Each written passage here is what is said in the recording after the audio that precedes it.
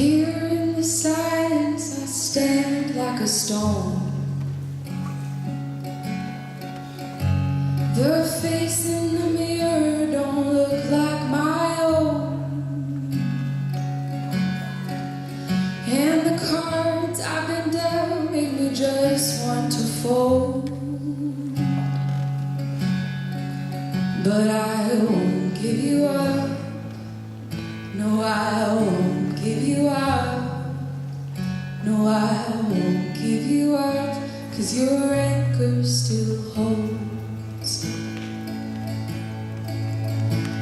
The wind, it's been trying to blast us to bits. And the water's been trying to swallow this ship. And my heart has been throwing the gold overboard. But I won't give you up.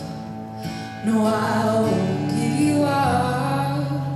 No, I won't give you up. 'Cause you are my reward.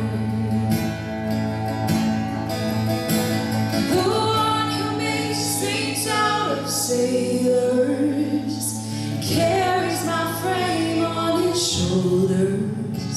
He makes me lie down on green pastures and leads me beside quiet waters. And he's coming for me.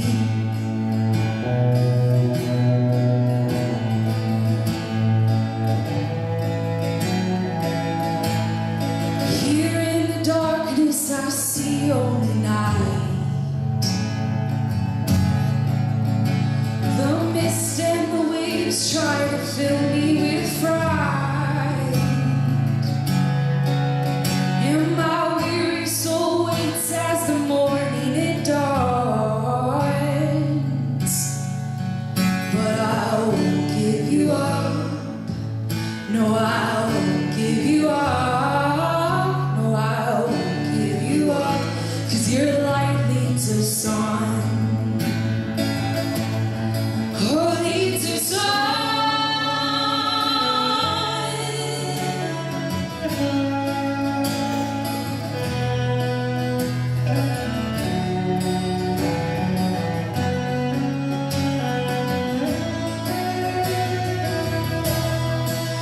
Oh, the one who makes saints out of sailors and carries my frame on his shoulders. He makes me lie down on green pastures and leads me beside quiet waters. And he's coming for me, yeah, he's coming for me. Oh, he's coming for me, yeah, he's coming for me. Oh, he's coming for me, coming for me. Oh, he's coming for me, he's coming for me, yeah, he's coming for me, yeah, coming for me, yeah, he's coming for me. Oh, he's coming for me, yeah, he's coming for me, yeah, he's coming for me, yeah, he's coming for me. Oh, he's coming for me.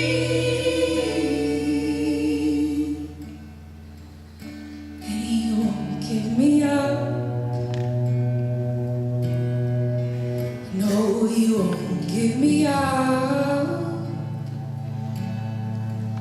No, he won't give me up. 'Cause he's loved me from old.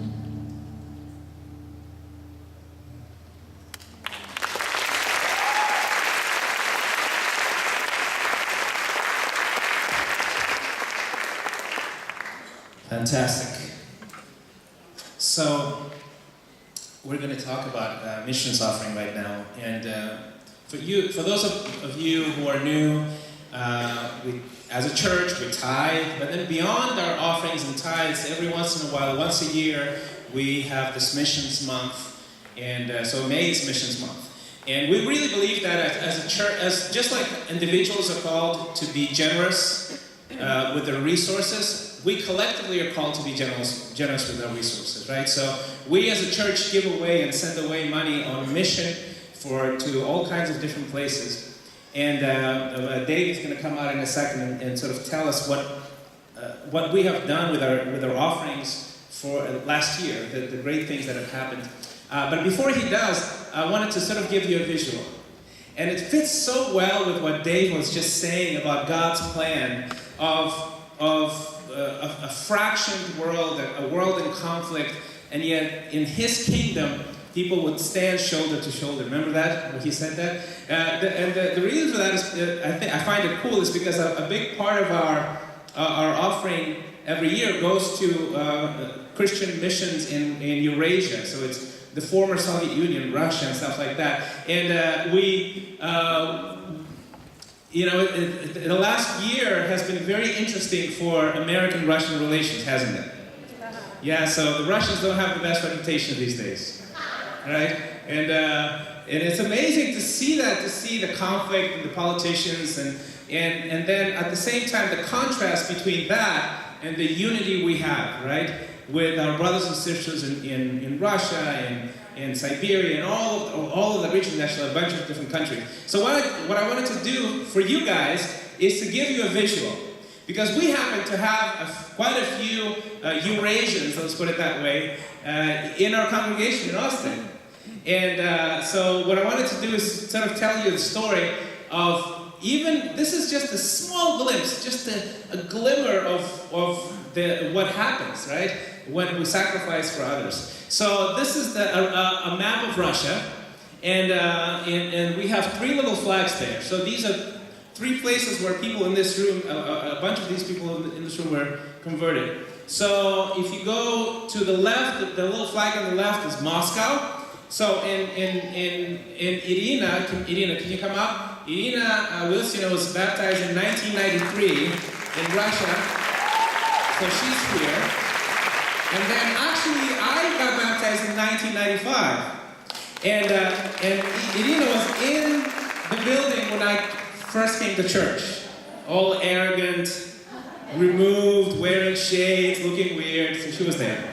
And then in 1997, there was this guy who was very exotic, and he was a VJ on MTV, and his name was Willie, and he was Haitian Dominican who grew up in Russia, and I met him because I was in entertainment at the time, and he had a show on MTV where he would interview celebrities in this stretch limousine for television. So that's what the first time I saw him was in a stretch limousine interviewing. So he became a Christian in '97, and then a couple of years later, I was recording an album in a big studio,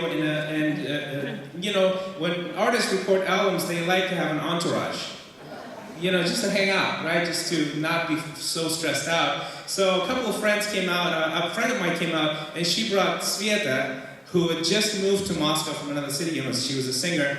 And Sveta, I didn't have enough faith to invite her to church, so she invited herself to church and became a Christian, and she's a beautiful singer in person. And so Sveta became a Christian in 1997. Can you come out, Sveta? And then, this is how it goes. And then, so they're going to share at the end just a little bit. And then in 2002, Yura, who would later become her husband, came to church. And he's right here. And he was approached by some guys in the gym. He's a buff guy, so there was a few buff guys in the gym who would also be well built. So let's put it that way. And he was actually, I'm probably not going to mention. He's not going to mention it, but there's a couple of disciples in that gym that worked out together. And they would approach people with just talking about the Bible in the gym as they were working out. And he was the only guy who they didn't approach. So he was offended by that and approached them. And it's like, hey, how come you guys are not sharing your faith with me? So it's a very funny story. So then, so these are some people. And can we bring our kids here? Have kids here? Come on, kids. We want to see the kids. This is the result. Because see what happens is, you get baptized, then you find a husband and a wife, then you get married, then you make babies. That's how it all works out. And then, and at the same time, in a distant land called Siberia, it's very, very cold there. Eugene and Anna got baptized in 1994, the same year. So we'll have them come up with their kids and everything. Come up. And so they're here. They became Christians. And then there was a different country, actually, that's part of Eurasia called Kazakhstan. And you probably, many people in the West wouldn't know the existence of Kazakhstan were it not for a film called Borat. So just for you to say, Kazakhstan is nothing like the film Borat, okay? It's a beautiful, beautiful country with great modern cities and great people. So Karashash and Ali got baptized 2000, 2001, and they're here. They moved here a couple of years ago, and they're here from all the way from Kazakhstan, in a beautiful city called Almaty. So, see, what I wanted to give you is sort of a visual. These are all lives transformed by missions. And this is what money, sacrifice from our heart, earned money, sacrifice, tithe, and given away. This is what it creates. And this is just a glimpse. There's thousands and thousands of Christians all over that region because of year after year, people like ourselves coming together and saying, I'm going to give some of the money that God gave me so that the gospel is preached. So what I'm going to do is have Sveta and Yura, because they're the latest arrivals, right? They were in Florida for a while and they just moved here. And I want them to share for just a few minutes some of the stories so you get to know them and you can meet them and give them some love.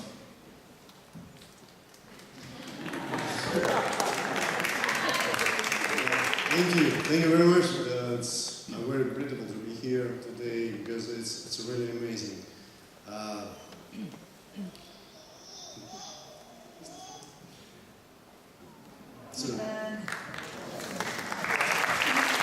Personally, I want to thank to Angela and David Cooper because they were in the first teams who came to Russia and they made disciples. And because of your sacrifice, because of all time you gave, all of it, I know how it's hard.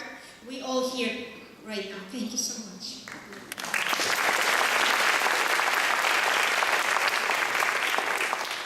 I really, very, very quick will share my story. I met with a Christian in a record studio, and in a few days, he invited me in the church. And I was so surprised about church because it was an amazing church. I never see anything like that before. I liked everything. Worship, fellowship, and of course Word of God. I had feeling that preacher speaking to me personally when he made a lesson. During the Bible study, I decided to break up with my boyfriend, and that time he has been a member of some mafia organization, and they used very extreme methods of influence. So when he found out that I am going to change my life and break up with him and get baptized, he drugged me and kidnapped. And I even had a chance to warn sisters who study Bible with me. After 3 weeks of home arrest and visiting of psychologists, because they all were thinking that I'm something wrong with me, I eventually could escape and come back to Moscow, finish my Bible study and get baptized. Thanks God. I also want to thank so much to Davey and Christian because you guys changed my life. And you mentored me for 5 years, you helped us a lot. And I just, what you did for me, I will never forget it. You always be part of my heart. Thank you so much, I love you. Yes, I'm very grateful to be here because God changed my life, and I'm very grateful to God, of course, and American disciples because for your sacrifice. I'm sorry. Yes, my short story. I was a criminal person a few years. I got changed.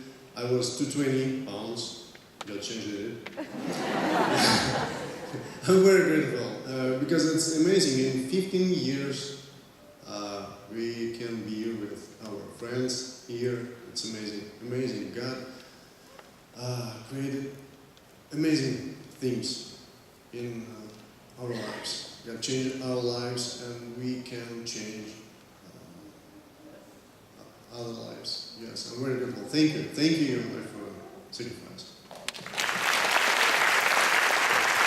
Can we give him a hand? This is the missions offering. This is the food. And so I'm going to have Bill come out. By the way, William, Ira, and Yuri and Sveta's wedding, I actually officiated their wedding. I think it was like 2 days back to back. I just got reminded of that. I had no idea. But here you go. You have the mic. Amen. That's inspiring, isn't it? It's so good to have faces and names to go with what we do every year. And God's blessed us so many ways. Anna and my wife prayed for years that we'd have some Russian brothers and sisters in the church. And now we have a whole group of them here in Austin, which is amazing. I want to share just for a couple of minutes practically about this year's mission contribution. I shared this with the North last week. I wanted the South to go here, so I'll do a little bit of an abbreviated version of this. But I wanted you to know where our money is going this year. Obviously, we've seen sort of the fruit of past mission contributions. Our goal is to raise $115,000. So far this month, we've raised $47,000. So we're headed towards our goal. So we have several things that we're supporting. Obviously, Eurasia. We're also supporting Corpus Christi, a little bit of money to Tel Aviv, and with Hope Worldwide and Hope Youth Corps. So let me explain a little bit about that. Next slide, please. First of all, I wanted to share with you what happened last year. The monies that we collected last year, we were able to do several things. Many of our churches, or the bigger churches, I should say, in Eurasia, are actually self-supporting. And so, as a mission society, I'm a member of the board for the Eurasian Mission Society. Our goal is to encourage mission to continue, because we're talking a massive country, right? Many places that don't yet have churches, and so we want to encourage that. And so our work is to be able to do that. One of the small churches that we have is in Tbilisi, Georgia. This is Misha and Eka. They lead the church there, and we visited there a few years ago. And in looking at what they had there, they had this terrible place where they were meeting for church. And because of their status in the city, they had no opportunity to really be able to find a great place to meet. So what we've done is, last year, because of your contributions, we were able to purchase an office space large enough for them to be able to meet with the entire church there in Tbilisi, Georgia, which is a big deal. It made sense in their country to have something like that, and so because of our contributions, we were able to do that. And I know that he emails you all the time, thanking us all the time for the contribution and what that allows them to do. Secondly, last year, next slide please, we were able to, is there another slide? I'm winging this. Okay, all right. Last year, yeah, okay, so never mind, that was last year. This year, that wasn't the only thing we did last year, but I thought I had more slides, but maybe I didn't. This year, what we're doing, okay, you're getting ahead of me now. Back up, please. Okay, so this year, no, actually I'm right, that was last year. I'm so messed up, I'm sorry, I'm all over the place. Last year, also, we were able to send a full-time couple to the city of Omsk in Russia. You've probably never heard of Omsk. It's in the middle of nowhere. You just, kind of go to the middle, put a finger there, and you're probably in Omsk. But it's a huge city. I mean, it's probably like Austin, right? And so they didn't have a full-time couple and so we sent this young couple in here to go and start campus ministry there, and they're very excited to have the opportunity to be in the ministry. They're in ministry now because of our contributions, and so grateful for that. Next slide. So this year, that was last year. This year, one of the grants that we've given to the Russian churches is to start a grief recovery program there. Many of you have been through grief recovery, right? And I know we all feel like we've been blessed and ministered to by that program. Well, they don't have it in Russia, and so now it's being translated into Russian. And one of the guys that created the program is traveling over there to basically train people to do grief recovery throughout Eurasia. And so we're giving a chunk of money to them to be able to get that started. I think it's going to be a ministry that blesses the entire church and many people beyond it. And because of our contributions this year, that's what we're going to be able to do. Next slide. The other thing that we're be able to do this year that's going to contribute to missions around Russia is an NTA program, which is a ministry training program. And so we're able to, with that money, be able to bring young kids from all over Russia to train for ministry. And so you see a group there. The group on the right is kind of, I was there last year teaching at the NTA. The group right there, these are all kids that are all in their 20s that want to be in ministry. The group on the left is a group that, some of the kids that we had in youth corps that were all there training for ministry. The future of missions is getting brighter in Russia as this new generation grows up. They want to be sent out. And so we're able to do that because of our missions contribution. Amen? Next slide. So briefly, we also are contributing to Hope Youth Corps scholarships for our kids to go and do youth corps. Last year we had 5 scholarships. This year we have 1, 2, 3, 4, 5, 6, 7, 8 plus JoJo Brewster, I think, got cut off at the bottom of that slide. So we have like 9 kids going to youth corps this year. I think that's fabulous. They're going to serve in these different cities with Hope. Next slide. We have camp scholarships as well. Last year, we were able to scholarship 70 of our children to go to camp. What that means is we were able to give $100 per family. So when you register for camp, you're paying $100 less, and that money is coming out of our missions contribution. Okay, and so we were able to send 70 kids last year to camp. I think that's pretty amazing, and I know that many of us are very grateful. If you've got multiple kids going to camp, every little bit helps, right? And then next slide. So the other thing we do is we provide some leadership travel for the Tel Aviv leadership. They do not have any full-time leaders at the moment, so we provide them with some money to be able to get back and forth to leadership meetings and things to get some training. We also are able to send some folks in. We usually send people from Europe because they're closer. It's a lot less money than, say, for me or someone else to go over, so we're able to do that and help them in that way. A few $1,000s goes a long, long way in making that happen for them. Next slide. We also are supporting Corpus Christi. It's one of our Texas plantings. We need to be praying for Corpus Christi. The church there is still not yet self-supporting and are needing help. We actually sent a little bit of extra help this year to kind of get them along, keep them going. And we're praying for them. Please pray for them. And obviously, that's one of the things that we're supporting as well in our missions contribution. I think that's the last slide, isn't it? I think it is. Amen. So I just wanted to be clear on what's going on, what we're collecting for. And this is our goal this year, is to be able to collect it. It's going to very specific needs that are large. And I also want to say thank you for all that you guys do, all the sacrifices that you make to be able to make these things happen. Guys, as we saw just a moment ago, it doesn't go unnoticed. Maybe we don't always see the fruit of it, but God does. And so I want to encourage us all to give with be open-handed, to give with a good heart, and let's do everything we can to meet the needs of our brothers and sisters around the world. Amen? Let's go to God and pray now. We're going to pray for the contribution. As the baskets are being passed, I would say one thing. If you're writing a check today, if it's for regular contribution, fine. If it's for missions, please write missions so we know how to distinguish and write checks. If you're giving online, the drop-down box in the menu, it makes it all very easy for you. But if you're giving in the basket, please note it if it is for missions. Let's go to God. Father in heaven, thank you for just for the opportunity to be a part of your mission. God, thank you for brothers and sisters from around the world that God that call you Lord because of the sacrifices that have been made here.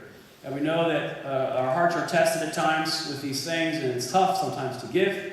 But God, we know that it's right, and God, we know that it's one more way that we can be faithful to you, trusting, God, that you are at work around the world. And God, we thank you for that. Thank you to be a part of it. Thank you for our family. In Jesus' name we pray. Amen. While the baskets are being passed, I did want to make one more announcement, and then we're going to honor some graduates. Amen. We are having a baptism today after church, and that is, I'd like to introduce her to you, Diana Lopez. Diana, please stand up.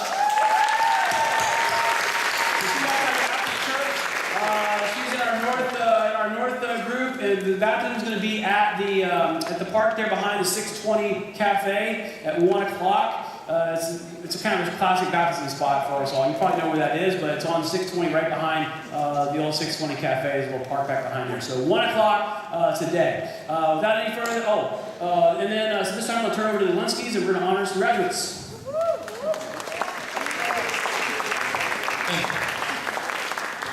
So at this time, it's an honor for Caroline to be able to honor these graduates. Many of these kids have been growing up in the church since Caroline started working with the youth and family ministry. And we even have some that are relatively new, but we wanted to take a chance and take a moment to honor them all. Some have already graduated, some are about to, but if we call your name, if you guys would please come up, we've got something for you. Come up over here, there are stairs where my lovely assistant is gesturing towards. First off, we want to, sorry, I gotta consult my notes here, otherwise I'm totally gonna blow it. All right, so from Faith Academy, Marble Falls, we wanted to call up Alex Van Strallendorf. Where's Alex at? Here he comes.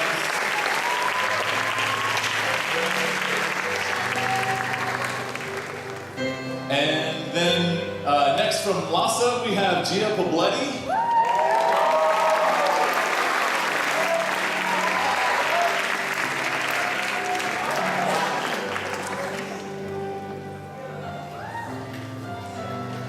And from Stony Point High School, we have Jared Villalone. Where is Jared at?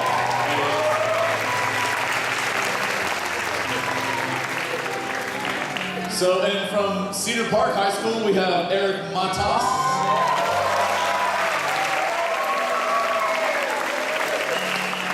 And a fairly recent addition to our team ministry, also from Cedar Park High School, we'd like to call Brandon Cara up here. Come on, Brandon.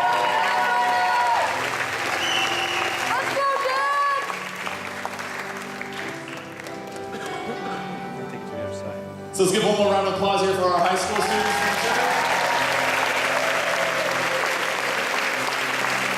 And now we want to honor some of our campus graduates that are here.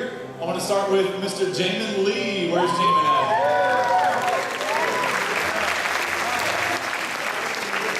And of course, we're also going to call up the recently christened Angelica Lee.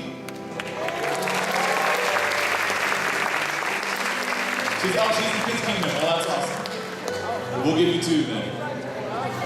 Oh, she came out? Oh, there she is. Surprise.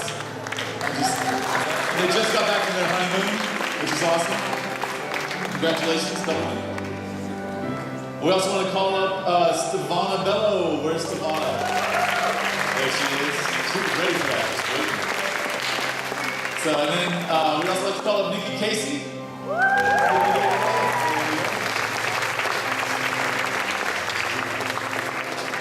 Then we have a graduate student, also from the University of Texas, Miss Katie Tudor. Where's Katie? There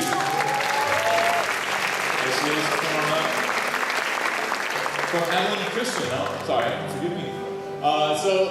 And also, we don't have his gift here, but we'll be, as we're working our way up the graduation chain, we need to call out Dr. David Robert.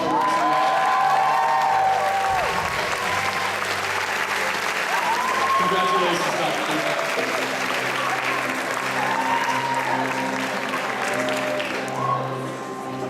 So, and if I may, just as a word here, as a parent, and just as the crazy guy that's been leading the teen ministry here for a dozen years, I just wanted to say thank you to all of you, whether you're parents, whether you're college students, whether you've helped out with the teens, or you just hugged a teen, or served in Kids Kingdom. Guys, this is the fruit of what we're doing. This is how we build our village. And I just really wanted to thank you guys for all the love and tears that you guys have poured into our teens, all the help and support to our campus ministry. And also just to let you know that it's an ongoing process, and we want to continue to build and to give. So if you are a parent of anyone, if you have someone who just finished 4th grade or is finishing 4th grade, basically an upcoming 5th grader all the way through high school, we are having a parent equipping night at the building on Wednesday. This is going to be our midweek for the week. So please come. We want both parents to come. We'll make arrangements. We'll work it out if you need to bring your kids. But basically, we want to continue to work together as a community of faith to help pass on faith to the next generation. Amen? Amen. So that's Wednesday night. Also Sunday, we have a youth ministry cookout at the park. It's our regular summer kickoff cookout. There's details on CCB going out.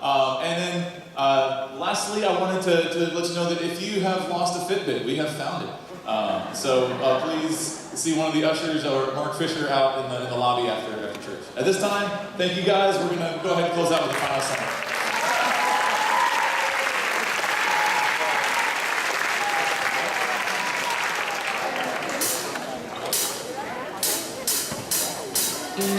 All right, guys, let's stand up and have one more song. Are you ready to worship?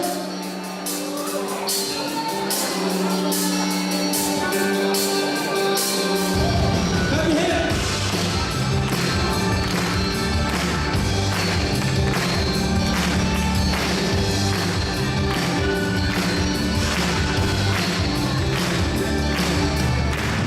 I love the way that you call my name. Put me out of darkness into your marvelous light. I love the way that you never change. When I was thirsty, you gave me mercy. And we sing, I love you. Don't go away, my soul. Sing it out, church.